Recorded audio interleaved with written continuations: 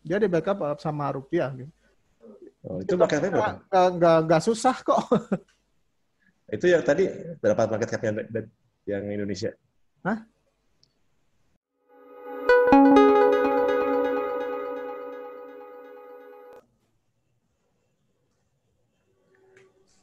Halo siang teman-teman semua. Kembali Selamat lagi di siang. acara Alvin dan Dedi Show. Kita masih akan bahas tentang digital asset ya, Dad. Ya, digital seputar investasi digital aset atau cryptocurrency. Episode ketiga. Ya. Ngomong-ngomong gimana review market hari ini, Dad? Harga naik atau turun? Oke, sekarang segmen pertama ya, market review dulu. Kita sambil sharing aja gue ya.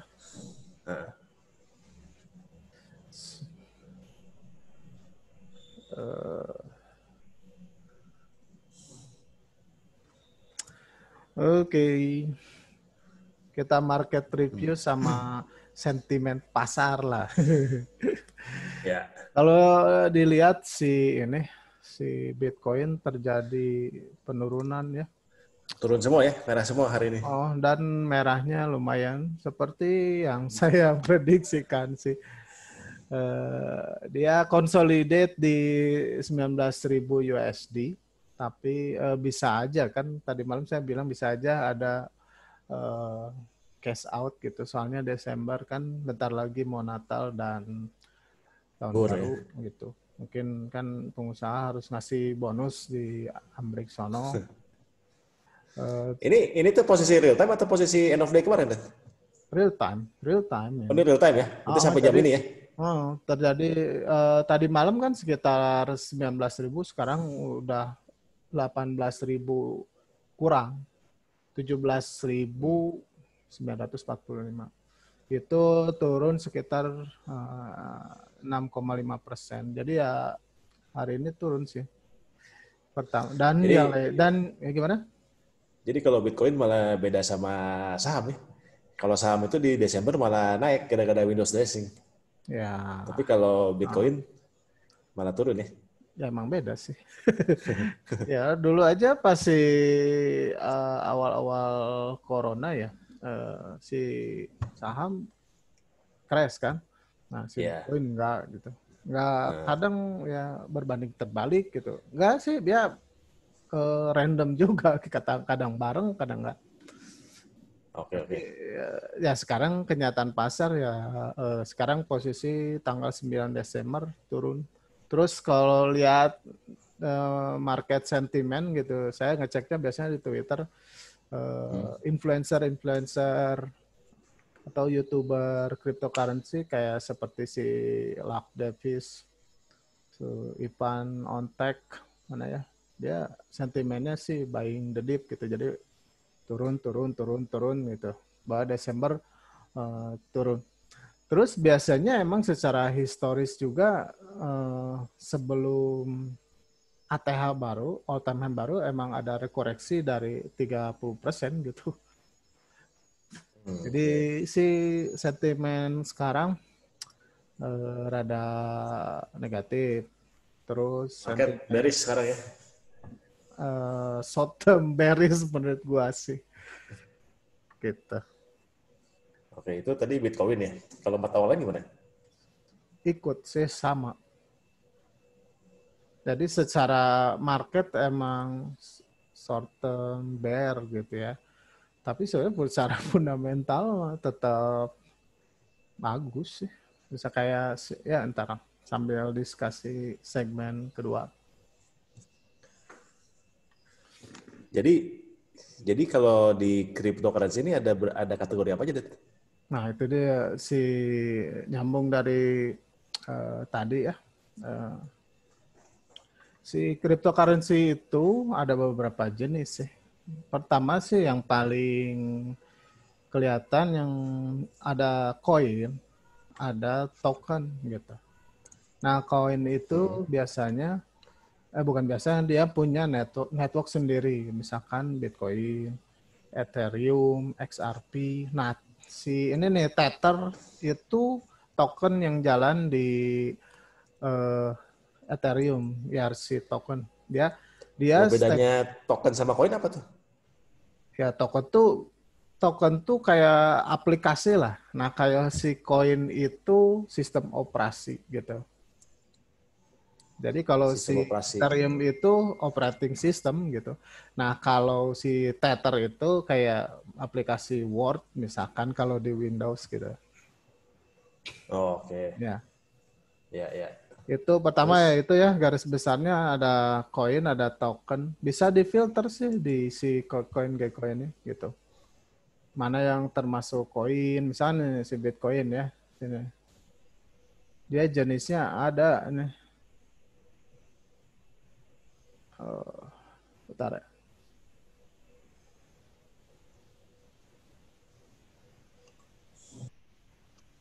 Atau di ini nih koin market cap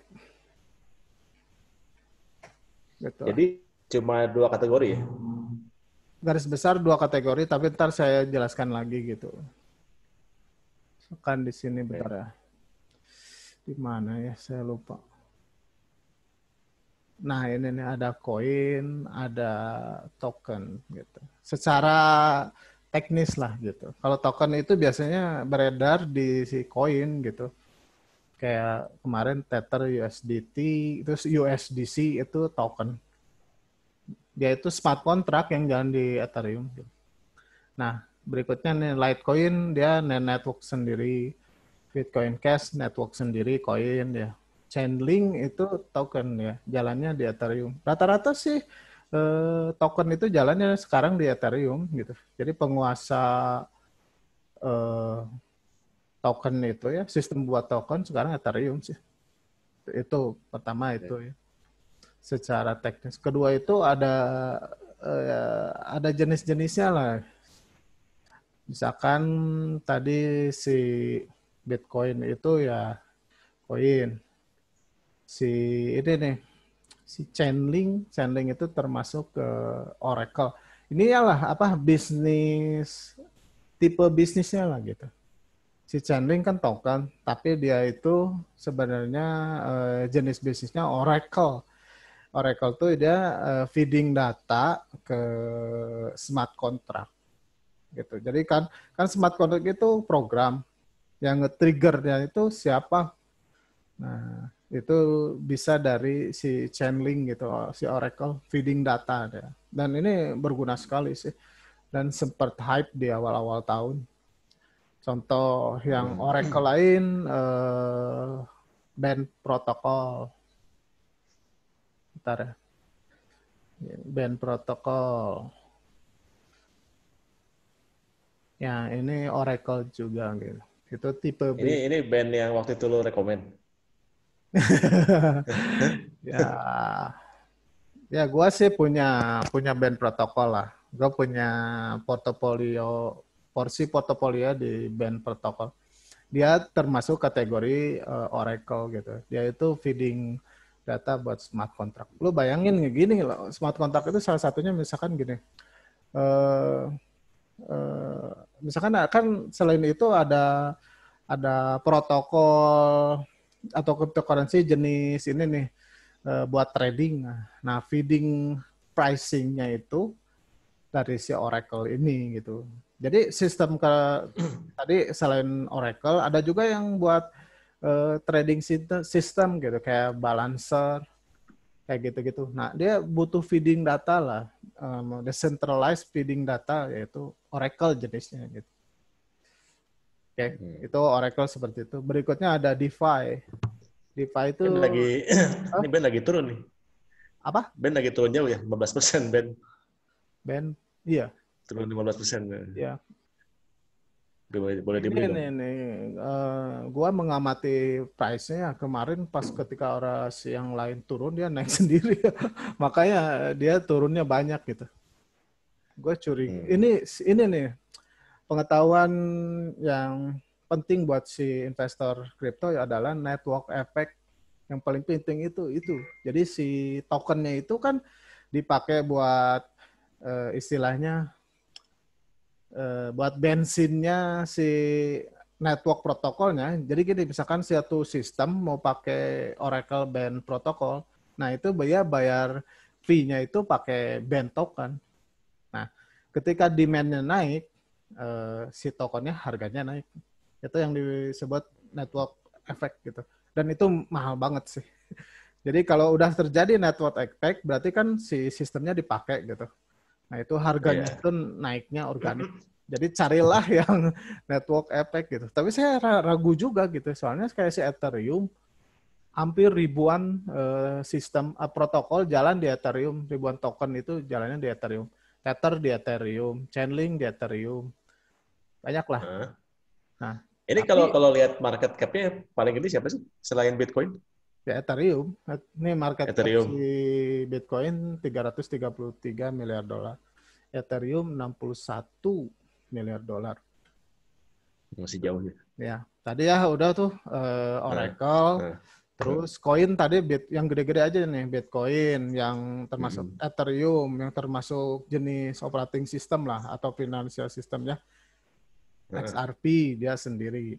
Litecoin dia sendiri, tapi Litecoin itu dia dulu hard forkan dari Bitcoin gitu. Jadi si Bitcoin di copy, kan kalau open source bisa copy kode kita terus modif jadi program baru gitu. Bitcoin Cash iya. sama sumbernya dari Bitcoin. Nah ini Polkadot pemain baru nih, tapi orangnya orang lama gitu. Jadi yang pendiri Polkadot itu si Jeremy Wood kalau nggak salah. Dia itu dulu pecahan dari Ethereum. Jadi pendiri Ethereum itu pecah. Salah satunya yang ke Polkadot, ada yang ke Cardano, Charles Hutchinson. Nah ini si Itu pendiri. kalau kita mau bikin kripto baru, syaratnya apa sih? Apa tinggal bikin aja? Bebas, bikin aja.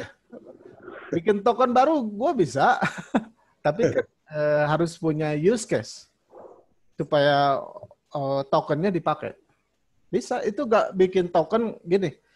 Kayak Tether kayak itu kan token yang di backup sama USD kan. Indonesia tuh ada loh IDRT namanya itu. Dia token Hmm. ERC20 ya yang Ethereum sama yang di dalam Ethereum. Dia di backup sama rupiah gitu. Oh, itu Itu market cap berapa? gak susah kok. Itu yang tadi berapa market cap yang Indonesia? Hah? Market cap-nya berapa? Yang tadi Indonesia tadi? IDRT searching aja. Coba. Ada nggak ya di sini? Cuma satu ya? Eh, nah ini rupiah token. Coba kita lihat market cap-nya ya. Market cap-nya 3 juta dolar. Ya sekitar Nah, 50 M lah. Nah, ini yang menarik. Ini kan harusnya di backup dengan rupiah kan si DRT itu. Perusahaannya ada sih, profil founder-foundernya lumayan gitu dari lulusan Harvard gitu-gitulah. Nah, kayak gini, itu benar kan di backup sama rupiah gitu. Nah, itu biasanya mereka mengeluarkan audit publik gitu bahwa eh, mereka tuh di backup dengan rupiah. tapi kalau orang mau bikin kripto baru, Bisa. tujuannya apa ya? Ya itu harus use case. Kalau Buat ini kan buat di buat backup cari, maksudnya sama buat cari untung atau buat apa ya? gini, misalkan ada satu lagi kripto dari Indonesia yang gue tahu, Hara kalau nggak salah ya. Hara.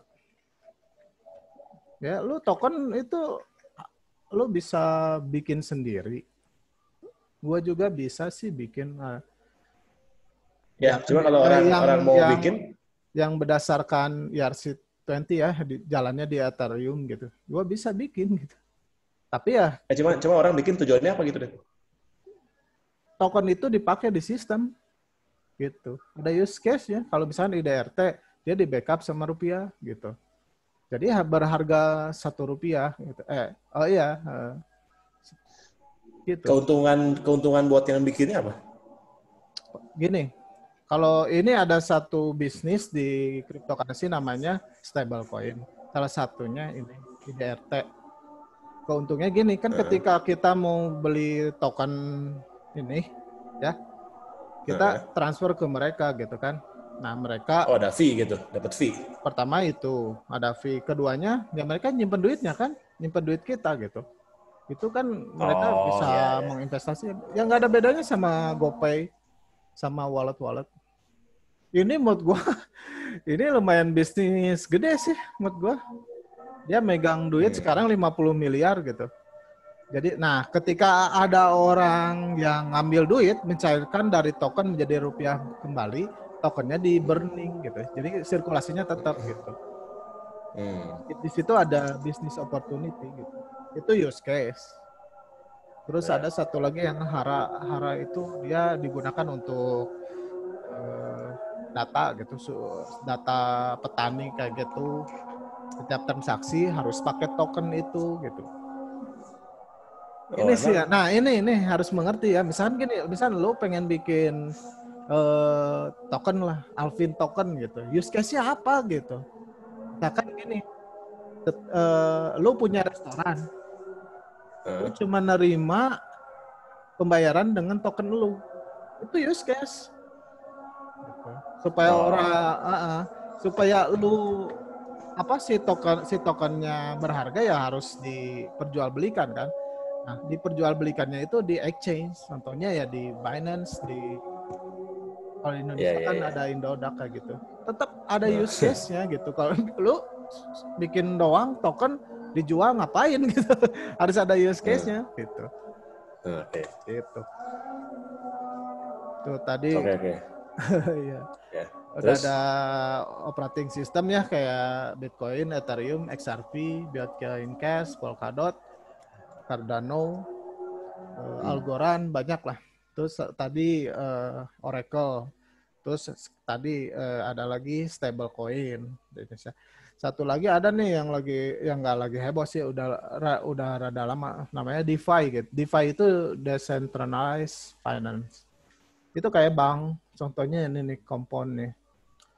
Kompon. Jadi finance ini beneran menggantikan bank gitu. Nah, si Kompon itu lu bisa simpan pinjam. Jadi gini, gua bisa biasanya yang dipinjamkan itu justru stablecoin kalau nggak salah di Kompon itu stablecoin itu ada sih, ada Paxos, ada banyak gitu, USDT, ada USDC. Nah, misalnya lu minjem USDC 10 juta USDC. Nah, lu ada kolateralnya gitu. Jadi ntar lu si kolateralnya bisa di-liquidate gitu. Nah, ini si DeFi itu beneran simpan pinjam decentralized gitu. Yang minjem siapa? Yang ngasih pinjam siapa? Yang ngasih pinjam dapat bunga. Ya kayak bank lah, cuman decentralized, nggak ada yang memiliki gitu. Nah, mereka mengeluarkan token si Kompon ini. Use case-nya apa coba? Buat apa? Coba tebak. Mengetes pemahaman. Jadi dia bikin software dengan bahan bakar Kompon. Nih lihat, nih total supply-nya 10 juta Kompon. Circulating supply. Salah satunya itu, ini jawabannya buat governance. Kayak pemegang saham gitu. Jadi kan si sistem ini bakal berkembang terus. Nah, arah kembang sistem itu ada voting. Misalkan, ini pengen nambah fitur ini, oke. Diajukan ke komunitas. Nah, kita mau voting. Nah, votingnya harus pakai governance. Pakai token ini. Itu use case ya. Banyak banget DeFi. DeFi itu banyak Kompon.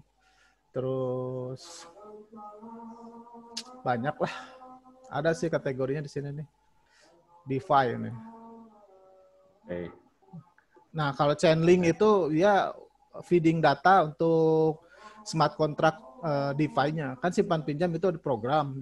Nah, itu untuk feeding datanya misalkan kan dia misalkan kalau harga Bitcoin segini bla bla bla lah, ada logic itu ya. Nah, harga ini tuh disuplai si Chainlink gitu. Gitu. Ini kayak Yearn Finance gitu. Itu simpan pinjam sih. Intinya simpan itu pinjam. Itu price-nya udah mahal banget ya? Apa? Itu price-nya mahal banget, 24.000. Yearn Finance. Yearn Finance 20. Iya, dia sempat melampaui harga Bitcoin. Dia emang dikit, circulating supply-nya dikit. Harganya 24.000, tapi kan circulating supply-nya dikit. Ya market cap-nya lumayan. Ini termasuk tahun ini yang naiknya gila-gilaan. Kalau yang dari awal dapat ini, wah Lu naik. nggak beli juga? Nggak. Lu nggak beli ya? Susah lah nangkep hal-hal yang luar biasa itu. Yang luar biasa itu ya, yang kenaikannya. Itu band protokol termasuk itu loh. Yang dari awalnya cuman berapa naiknya gila-gilaan. Coba deh yang kenaikan tertinggi dalam setahun terakhir bisa nggak keluarin? Eh, Setahun ya. Uh, Gak bisa kayaknya sih. nggak bisa. Tapi ya itulah, Sian Finance, SushiSwap, Uniswap, itu tuh, nah itu ada satu lagi ya kategori namanya Decentralized Exchange. Jadi kayak Binance, kayak Indodax, itu kan centralized exchange. Jadi ada servernya gitu. Nah, lu bisa nuker-nuker token exchange di ini nih, Uniswap. Gue pernah nyobain gitu. Gue nuker koin gue dengan koin lain tanpa ada campur tangan centralized server. Nah, itu kalau koin ke koin dari mana rate itu? Kalau koin ke koin? Ya kalau Uniswap biasanya trading ini ERC token. ERC token kan semuanya hidup di Ethereum tuh. Jadi si Uniswap itu memperjualbelikan token-token yang berjalan di Ethereum. Kalau kayak Compound, dulu awal-awalnya dibelinya di Uniswap. Lu nggak bisa beli di Indodax, di Binance gitu. Itu ada rate sendiri kan? Iya, ada. Ini terhadap ini biasanya ada slash ETH kalau si Uniswap itu. Nah, saat itu salah satu strategi investasi tuh. Jadi orang-orang tuh nyari koin-koin baru di Uniswap gitu, yang belum dijual di centralized exchange gitu. Dia riset. Oh ternyata koin ini bagus nih, use case-nya, timnya bagus yang ngedevelop. Gua beli, gua exchange. Biasanya pakai ETH sih gitu. Itu decentralized itu. Tadi itu berarti ya decentralized exchange, DeFi, Oracle, terus ada sistem operasi kayak Bitcoin, kayak Ethereum. Itu ada jenis-jenisnya juga gitu. Itulah kategori-kategori si cryptocurrency mau biasanya. Nah, strategi investasinya gimana? Ya, kalau menurut saya setiap kategori itu kita minimal ada portofolionya lah gitu. Misalkan kalau Bitcoin, kita punya Bitcoin, terus yang sistem operasi itu misalkan Cardano, misalkan DeFi-nya Band Protocol, DeFi-nya Compound, misalkan Oracle-nya Band Protocol atau Chainlink, terus Decentralized Exchange-nya itu Uniswap misalkan. Jadi sama kayak saham juga itu ya. Sama, Kita ada harus kategorinya, bagi-bagi sektor. ada sektornya. Ya, bagi-bagi sektornya. Ya gitu. Oke. Ada lagi deh kategorinya? Kategori apa ya tadi? Mungkin kalau ada teman-teman yang mau tanya, bisa langsung tulis di komen aja ya. Nanti kita bahas ya. Ya, ada satu lagi ini nih kayak si ini nih crypto.com itu jadi si kayak ini BNB ini yang paling terkenal nih. Nih Binance Coin. Jadi si Binance itu kan centralized exchange. Dia itu ngeluarin token. Nah, token itu kayak loyalty point lah. Kalau di bank, kalau di cafe. Nah, lu dengan punya koin ini, dia bisa misalkan untuk diskon kayak gitu-gitu. Use case-nya tuh. Jadi, tapi sebenarnya kan kalau misalnya semua koin kita beliin lah gitu. Sedikit-sedikit aja semua koin gitu. Kira-kira buat dapat kayak si Binance mungkin nggak ya? Gimana ya? Kalau saya sendiri sih, pengalaman saya sukses itu di Cardano malah dulu 2016. Dia waktu harganya murah banget, saya riset, foundernya si Charles Hoskinson itu adalah founder Ethereum juga gitu. Terus timnya solid, saya beli, waktu pun dulu dengan cuman juta-juta lah. Nah itu untungnya gede gitu. Kita harus rajin riset ya intinya, strategi investasinya kita. Oh ini ada koin baru nih gitu. Nah itu gimana? Ya paling simpel sih lihat dua use case-nya sama timnya. Timnya legit, bagus nggak? Use case-nya bener nggak? Ada kemungkinan network effect nggak? Itu yang itu PR-nya kalau pengen menjadi investor yang serius di cryptocurrency itu. Dan itu lumayan menguntungkan sih menurut saya daripada trading. Oke. Itu salah satunya itu tadi 3 aja sih. Network effect-nya atau tokenomics-nya gitu. Dia gimana supaya nilainya itu appreciate, timnya sama use case-nya masuk akal, kalau semuanya masuk akal beli. Jangan dengar kata orang lah. Kadang kan banyak feud di internet itu. Itu tips-tipsnya ya. Ya. Ya walaupun saya belum menjadi investor cryptocurrency yang sukses banget lah, tapi sudah merasakan lah keuntungan. Ya gitu, tips dari pengalaman saya. Ya. Oke teman-teman, sekian dulu untuk malam ini. Jangan lupa besok kita akan kembali lagi. Besok kita akan bahas topik dari kripto yang terbesar saat ini ya. Kita mulai dengan ya. Besok kita mulai dengan Ethereum ya. Oke. Oke. Sampai ketemu besok. Oke, dadah.